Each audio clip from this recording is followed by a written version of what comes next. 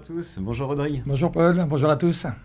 Bon bah écoutez, on est ravis de vous retrouver. Alors ce jeudi se tenait une réunion de la Banque Centrale Européenne. Cette réunion était particulièrement attendue. Alors tout d'abord parce que la Banque Centrale Européenne a baissé tous ses taux directeurs de 25 points de base, ce qui rend la situation un petit peu moins restrictive en tous les cas que ce qu'elle était. Donc c'est plutôt une bonne nouvelle.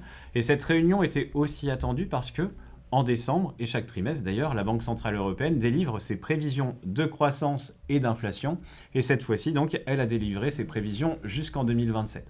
Alors ce qui est intéressant, c'est qu'elle a révisé légèrement à la baisse ses prévisions de croissance.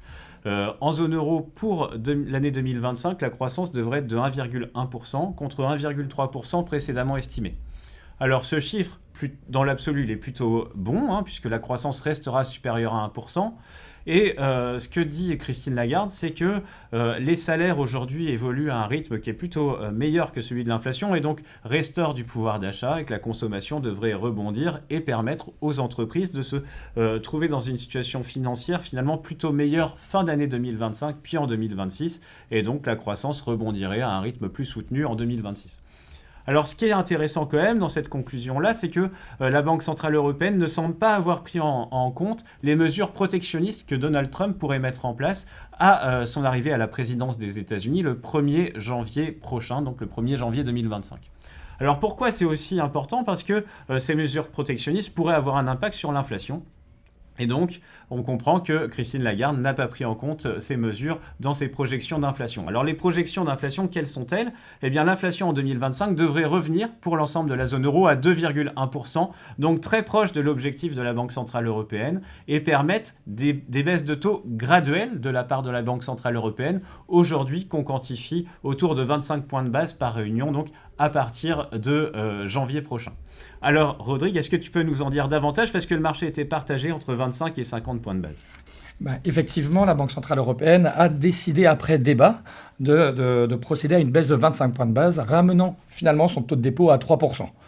Juste pour rappel, ce taux était à 4% en début d'année, donc on a eu 100 points de base de taux en 2024. Alors, quid de la suite ? La Banque Centrale Européenne, en décidant de baisser de 25 points de base, a envoyé un message au marché en indiquant que quelque part, elle gardait la main et que sa politique monétaire allait se diffuser à l'économie et elle pourrait atteindre son objectif d'inflation à moyen terme en baissant ses taux graduellement. Alors, quid de la suite ? Deux éléments, selon moi, sont importants à retenir de cette réunion. Le premier, il se situe dans le communiqué où la BCE indique très clairement que la Banque centrale n'a plus la nécessité à garder ses taux sur un niveau restrictif. Et le deuxième point, c'est lors de la conférence de presse de Christine Lagarde où la présidente de la BCE indique toujours et encore que la Banque centrale européenne restait data dépendante. Donc la Banque centrale européenne va agir en fonction des futures données conjoncturelles pour la zone euro.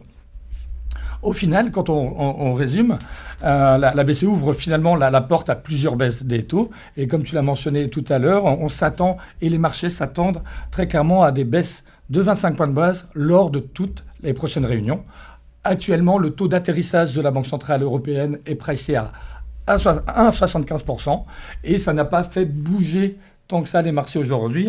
Quelques chiffres, l'euro se situe toujours autour de 1,05 $. Le CAC 40 est stable, il était autour de 0%, donc vraiment flat. Et enfin, on a vu une légère remontée des taux longs. Merci Rodrigue. La prochaine réunion de la Banque Centrale Européenne se tiendra le 30 janvier 2025. Évidemment, à cette occasion, on ne manquera pas de nouveau de vous commenter les réactions de marché et la décision de Christine Lagarde. Il faut savoir que d'ici là, on n'aura pas de publication de PIB additionnelle. Par contre, on aura des publications d'inflation et puis on aura des publications de données d'enquête conjoncturelles pour l'ensemble de la zone euro. Donc on saura si la croissance ralentit davantage qu'anticipé ou si l'inflation se modère un petit peu plus vite. Auquel cas, on pourrait être surpris avec une décision qui potentiellement serait plus importante que seulement 25 points de base de baisse de taux. Mais néanmoins, évidemment, donc, on se retrouvera le 30 janvier pour en parler.